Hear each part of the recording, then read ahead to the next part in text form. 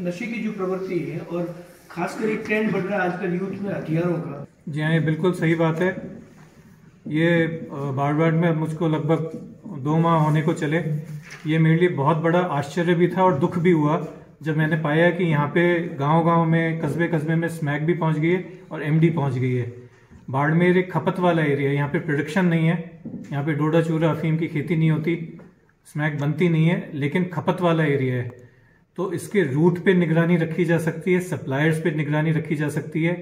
हमें information network भी develop करना होगा और मीडिया के साथी भी इसमें हमारी मदद कर सकते हैं। उनके जानकारी में कहीं आता है कि इस जगह पर इस तरह की अवैध गतिविधि हो रही है, कोई नशे की चीज़ बिक रही है या बिक सकती है या संदिग्ध लोग हैं, उसकी इत्तला हमें दे सकते हैं, हम उस पर भी कार्रवाई करेंगे।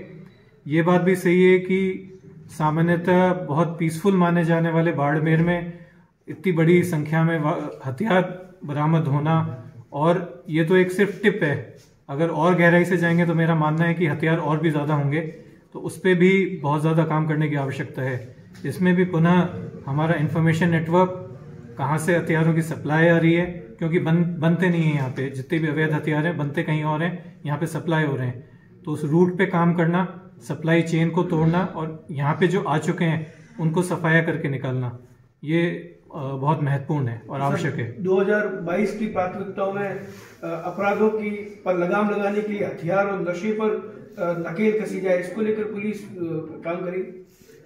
इसमें गत 1 माह से पुलिस मुख्यालय और जनवरी माह में हमारे रेंज आईजी साहब ने एक अभियान चलाया है नशे के विरुद्ध और हथियार के विरुद्ध। तो उस पर जी जान से जुट के जो भी हमारा सूचना स्रोत है और अन्य जो भी हम निकाल सकते हैं उस पर पूरा काम करेंगे। नशे की जो प्रवृत्ति है और खासकर एक ट्रेंड बढ़ रहा है आजकल यूथ में हथियारों का। जी हाँ, ये बिल्कुल सही बात है। ये बारवाड़ में मुझको लगभग 2 माह होने को चले। ये मेरे लिए बहुत बड़ा आश्चर्य भी था और दुख भी हुआ जब मैंने पाया कि यहाँ पे गांव-गांव में, कस्बे-कस्बे में स्मैक भी पहुँच गई है और एमडी पहुँच गई है। बाड़मेर एक खपत वाला एरिया है, यहाँ पे प्रोडक्शन नहीं है, यहाँ पे डोडा चूरा अफीम की खेती नहीं होती, स्मैक बनती नहीं है, लेकिन खपत वाला एरिया है।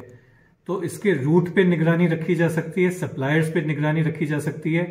हमें इंफॉर्मेशन नेटवर्क भी डेवलप करना होगा और मीडिया के साथी भी इसमें हमारी मदद कर सकते हैं। उनके जानकारी में कहीं आता है कि इस जगह पर इस तरह की अवैध गतिविधि हो रही है, कोई नशे की चीज़ बिक रही है या बिक सकती है या संदिग्ध लोग हैं, उसकी इत्तला हमें दे सकते हैं, हम उस पर भी कार्रवाई करेंगे।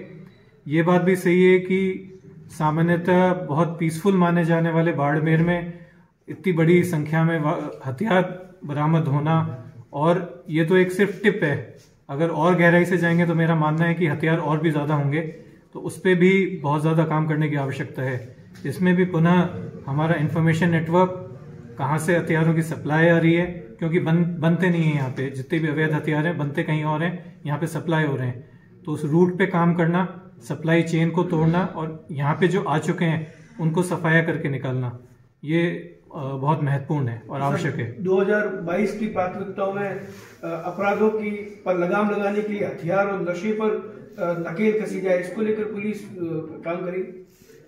इसमें गत 1 माह से पुलिस मुख्यालय और जनवरी माह में हमारे रेंज आईजी साहब ने एक अभियान चलाया है नशे के विरुद्ध और हथियार के विरुद्ध। तो उस पर जी जान से जुट के जो भी हमारा सूचना स्रोत है और अन्य जो भी हम निकाल सकते हैं उस पर पूरा काम करेंगे।